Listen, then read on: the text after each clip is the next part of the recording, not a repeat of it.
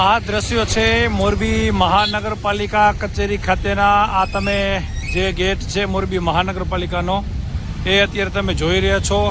ખાસ વાત એ છે કે અત્યારે અહીંયા મોરબીના આ મહાનગરપાલિકા કચેરી ખાતેના ગેટ પાસે આ પ્રકારે રાષ્ટ્રીય સનાતન સેના ભારત દ્વારા અહીંયા આ પ્રકારના આજે અનેક જે સ્ટીકરો છે એ મારવામાં આવ્યા છે અને એમાં સ્પષ્ટ લખ્યું છે ગેરકાયદેસર ચાલતા કતલખાનાઓ બંધ કરો।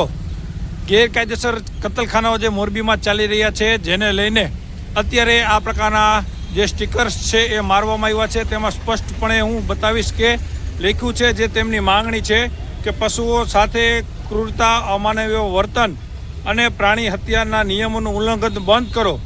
ગેરકાયદેસર કતલખાના સામે તાત્કાલિક કાર્યવાહી કરો। જવાબદાર લોકો સામે કડક પગલાં લેવામાં આવે અને જાગૃત બનો, એકતા બતાવો, અત્યાચાર રોકો।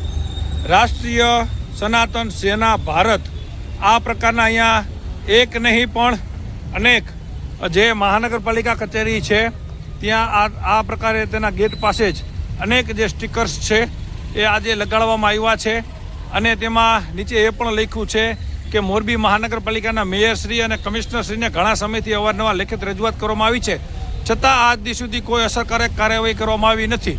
તેથી ગેરકાયદેસર કતલખાનાઓ બંધ કરવા જન આંદોલન અને વિરોધ પ્રદર્શનના ભાગરૂપે અત્યારે આ પ્રકારના અહીંયા સ્ટીકર લગાડવામાં આવ્યા છે। ગત મોડી રાત્રે લગાડવામાં આવ્યા છે અને આવા અનેક આખા રોડ પર મહાનગરપાલિકા પાસે આ પ્રકારે સ્ટીકર્સ લગાવેલા જોવા મળી રહ્યા છે। ત્યારે કતલખાના બંધ કરવા માટે અત્યારે આ સ્ટીકર્સ વહેલી સવારે અત્યારે જોવા મળી રહ્યા છે।